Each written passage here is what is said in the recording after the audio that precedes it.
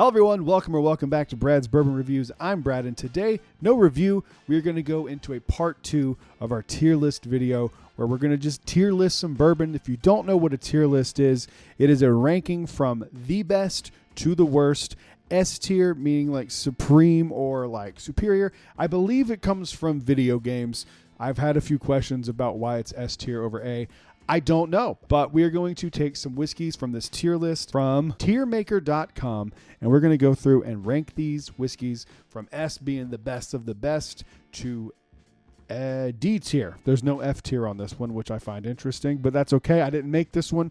This is a pre-made one. Now, remember, these are whiskeys that aren't necessarily highly allocated, so my ranking is going to kind of go down a little bit. I'm going to be judging them based on what they are. I think these are all pretty much shelf available bourbons. So let's go ahead and quit talking and let's get into it. First one up here is 1792 Bottled and Bond, which I'm a big fan of. I really like the 1792 Bottled and Bond. I don't think it's quite a S tier even at this ranking. I think I'm going to put it around B. I think it's pretty good. It's middle of the road. It's 1792. It's nothing you're going to really, absolutely adore. So I'm going to put it in B tier for that one. I think that's probably a pretty good one. This is Angel's Envy. I think this is a bourbon. I am not sure if it is a bourbon or not based on the size of the image here, but I'm going to pretend it's a bourbon for right now. And I'm going to put it in a C tier. I am not a big Angel's Envy fan. I feel like it tastes like grape soda for some reason, and I just don't personally gravitate towards Angel's Envy stuff. Of course, I've had a few things from them from time to time, but I don't even think I own a bottle of I don't even own a bottle of anything from them. So, yeah, Angel's Envy, you're lucky you're in C tier. You should be in D, but I feel like there might be some ones that we might like less. So we're going to throw it in C tier. Next, so these aren't bourbons. These are just whiskeys in general. This is Ardbeg. I've never had Ardbeg, so I'm going to put it to the end. I am not a big Scotch person. This is the Belvini 12-year. I have had this one before, and I don't necessarily love Scotch, but I don't hate it either. It's just not what I tend to go to. My palate tends to like the little sweetness of bourbon that we get in bourbons. So I'm going to go C tier for that as well. C tier for that. I don't own a bottle of it. I wouldn't be opposed to owning a bottle of it, but I don't. Buffalo Trace, right up to the A tier. Right up to the A tier. It's Buffalo Trace bourbon. I know it's weird that people can't get this regularly, and it's a pain in the ass if you can't find it. But for what it is, if you go by MSRP for the quality, it is a $25 bottle that I think it punches above its weight a little bit. I think it's around a $45 bottle of some of the other distilleries' bourbons. I am a fanboy, though, so that's fine. This next one is Elijah Craig's Small Batch Bourbon. I'm going to put that in C tier as well. Elijah Craig, even some of the stuff that I do like from Elijah Craig, really tends to drink hot for me. I don't love it. I haven't had it in quite some time, and I just don't find myself wanting it or going back to it for any reason.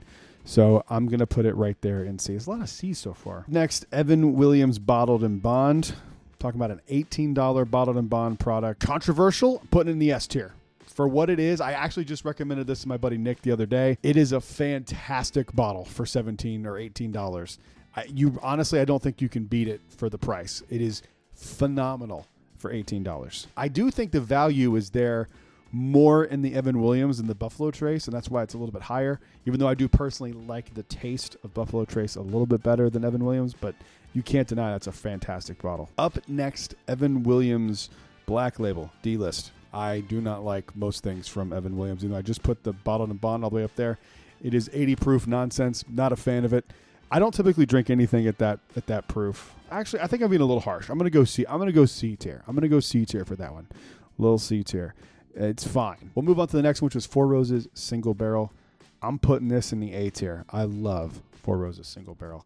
I have had one single barrel that I am nursing. I have had this thing for like a year and a half, and it is so good. This is a very, very good single barrel.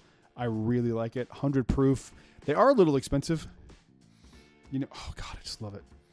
It's so perfumey. It smells like women's perfume. I love this bottle so much. So I'm putting it in the A tier, and I almost put it in the S tier, but I'm gonna show some restraint and put it there. Next one, Four Roses Small Batch. That's gonna go in B tier for me. It's a little bit better than some of the stuff in the C tier, specifically Angel's Envy and Evan Williams Black Label. You know what you did. It's good. It's not the best value on actually, it's good. It's not like an incredible bottle, but for the value, I think it's pretty solid. It's not that bad at all. And I really, really, really like that bottle quite a bit. Moving on to the next one, Gentleman Jack. Now, before I put this anywhere, you need to understand that I'm a huge Jack Daniels fan. I love Jack Daniels. One of my favorite bourbons of all time, if not my favorite, is Jack Daniels 10-Year Batch 2. I adore that. That being said, this is going down to the D tier. If this was a tier list at the F tier, I'd put it in there. It costs more, and it's not as good as Jack Daniels Old No. 7. I love the Jack Daniels brand. It is one of my favorite whiskey brands of all time. However, this one just doesn't do it for me, and I recently retried this one not too long ago, actually, I think a week or so ago, and reviewed it, and it reviewed so poorly that I just can't put it anywhere other than that. And I used to love that bottle too, so it's so upsetting. Up next, Hibiki. I have had this bottle.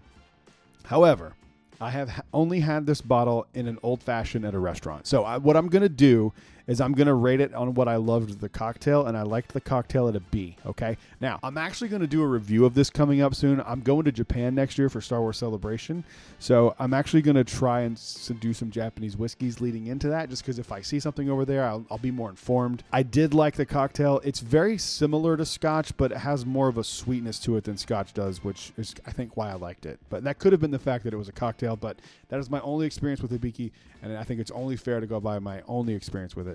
So I'm putting it in the B tier. Jack Daniel's Single Barrel, that is going to go in, what do I want to put here? I'm going to put it in S tier. Especially if you get a really good Jack Daniel's Single Barrel. Some of those things are banging. 47% alcohol, really solid bottle. They're like $50. I always tell people, if you're going to go with Jack Daniel's, go with the Jack Daniel's Single Barrel. You're going to love it. It's fantastic. It's just better Jack Daniel's Old No. 7. And speaking of Jack Daniel's Old No. 7, we are going to put that one here. I'm going to put it in the C tier. I love Jack Daniel's, but if I'm being objective, Jack Daniel's Old No. 7 is a far cry from the single barrel experience you get with that. So I'm going to put it in there. Even though I do personally like it, if I'm being objective, it's got to go in the C tier. Jameson Black Barrel. I have had this. I have a family member who likes this bottle quite a bit. I've had it a few times. I think it's okay. I think it's probably better than some of the other things in that tier. So I'm going to put it in B tier. And no, I'm not. I'm going to put it in C tier. I can't justify it. And I'm going to throw Jameson right there behind it too. I've only ever had Jameson with like Coke or mixing a cocktail. I've never had it by itself. So those experiences that I've had, I'm going to put it in C for the same reason I put Hibiki. It wasn't great even when I had it like that.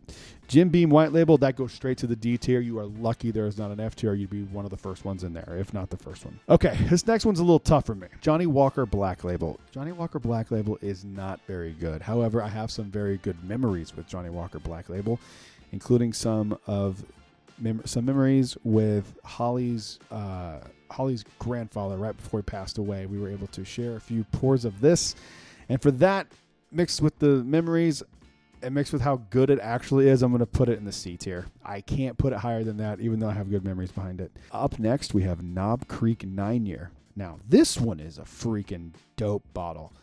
It comes from Jim Beam, and I think it's some of the best stuff that Jim Beam does is the Knob Creek lineup. I'm putting that for $35, I think is what it is, a 9-year product, right to the S tier. It's fantastic and deserves to be right there. Up next is Lafroig 10. This is the first Scotch I think I ever tried. This one, I remember it being very, very smoky at the time, and I actually really liked it quite a bit. And it's one of the ones I kind of go back to if I ever do want a Scotch. Put it in B tier. Haven't had it in several years, probably 6-7 years. Really solid Scotch as far as I remember.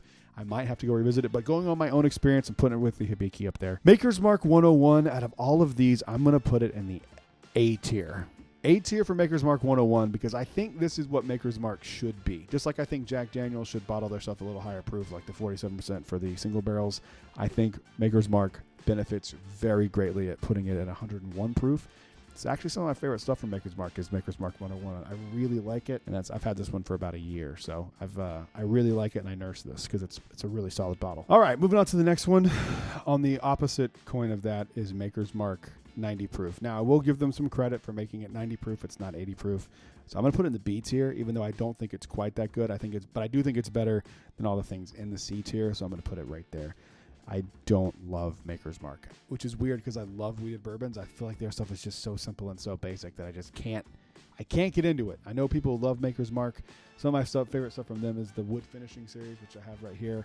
I really like it. There's better stuff out there at 90 proof in my opinion. So moving on to the next one. Don't know what this one is, so I'm going to move it to the very end because I don't know what it is. Monkey Shoulder. This bottle and me have some history. I love Monkey Shoulder. I'm going to put it at A or B. It's a cheap scotch, so like it's not anything to write home about, and I'm not a scotch expert. I'm not an expert on anything really other than Star Wars, which is true. But I think I'm going to go Beats here because I think there's things I like more than it there, but I do like Monkey Shoulder quite a bit. I really, really like Monkey Shoulder. Moving on to the next one, Old Grandad 114. And I'm comparing these to the other ones that we've compared to, right? I'm going to go S tier for Old Grandad 114. It is so good. It is delicious. If you didn't know, on that label, that is Basil Hayden himself.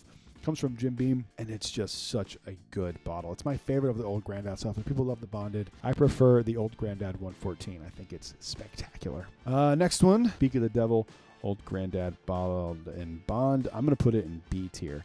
Not quite as good as some of the stuff in A tier, but I do like it. It's a mixing bourbon in this house.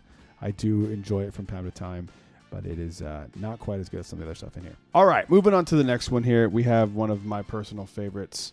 It is Old Forester 1910. This is their double oaked version from the Whiskey Row series, and I really, really, really like this bottle. It took a while to grow on me, but once it did, I think it's one of the best double oaked offerings out there. Old Forester does not know how to make bad whiskey, and it is up there for me. Moving on to the next one. This is another Old Forester Whiskey Row bourbon, and it is Old Forester 1920. I adore this bottle so much. It is one of my favorite bourbons of all time. I love it. I'll never not have a bottle of it on the shelf. I think it's phenomenal. I love everything about it. So that one for me has to go up in the S tier. Next one is Old Forester. I think this is the 100 proof bottle. Old Forester 100 proof, 96 proof, something like that. I love this bottle. I use this bottle as a mixer. I think it's really, really solid. I don't think it's quite as good as the 1910, but only slightly behind the 1910. So I'm going to put it in the B tier. I think it's a solid bottle, but nothing that, you know, if you don't have, you're going to miss out on. Up next is Rittenhouse Rye. I've only ever had this once, and I thought it was just okay. The one I had was a store pick from a local store here in Orlando, and I thought it was okay. I liked it enough. I don't know if I'd run out and get another bottle once that one's gone, but I do think it's pretty solid. I'm going to put it torn between B and C here. I don't like it as much as Old Forester and the other stuff up here, so I think justifiably it goes in the C column. However, take that with a grain of salt. I'm not a big rye person, and it's just not my jam, so you know, don't be upset. I think this is Suntory. I have not had this one, so I'm not going to rank it. And if I have had it, I don't remember trying it, so we're going to skip that one. Up next is Weller 12 Year. This bottle, to me, don't think it's quite S tier. I'm going to put it in A. I think A is a good ranking for that one. I think it's as good as some... Well, is it as good as Buffalo? Yeah, I think it's probably about as good as Buffalo Trace. The only problem with this one is that it's so hard to find that it, like, people have this, like, deification of this bottle. And it's just a really solid $45 bottle of 12-year bourbon. I don't think it's anything to write home about. But I think it's a really solid bottle, and it's just not quite as good as some of the stuff up there in the S tier for me. Wild Turkey 101, right up to the S tier, baby. $25 bottle that you can find in every single store in the country, and it's amazing. It has to go in the S tier. It has to go in the S tier. There's no way I could make this list and not put it in the S tier. It's phenomenal. And in fact, speaking of Wild Turkey, this is Wild Turkey Rare Breed. This is the old bottle of Rare Breed. I'm going to put it in A tier. I do love Rare Breed. I don't think it's... I'm going to put it in S. No, I think I prefer...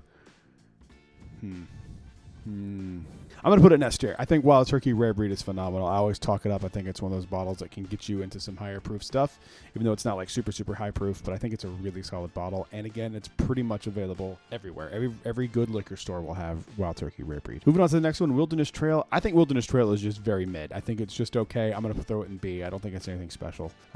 And if you're mad at that, I'm sorry. I don't know what to tell you. Moving on to the next one, Woodford Double Oaked. Do I like Woodford Double Oak as much as I like 1920? No, I like it as much as I like 1910. I'm going to put it in the A tier. That is a very solid bottle. I really like it. It's probably my favorite product from Woodford. I actually like Woodford Double Oaked more than I like their like special and high-end releases. I still want to try Double Oak. I've heard that's mixed. I've heard mixed reviews on it, so I want to give that a shot. And then regular old Woodford Reserve. It's not bad. It's not as bad as Jim Beam White Label or Gentleman Jack. I'm going to put it in C. I think it's just okay. It's just fine. And the last one we're going to rank here is, because I don't know which one this is actually showing. It's like a bunch of them. So we're going to go with Larceny, because I haven't had any of the other ones. $30 weeded bottle. It's okay. But I like Larceny Barrel Proof so much more. I'm going to put it in C. Put it in C. I think that's a good way to end this here. That's it. Thank you guys for watching. Comment down below what you would do if any of these really upset you where I put it. Comment down below. Let me know what tier you would put it in. And while you're down there, make sure to leave a like and subscribe. And I will see all of you in the next video. Until then, cheers.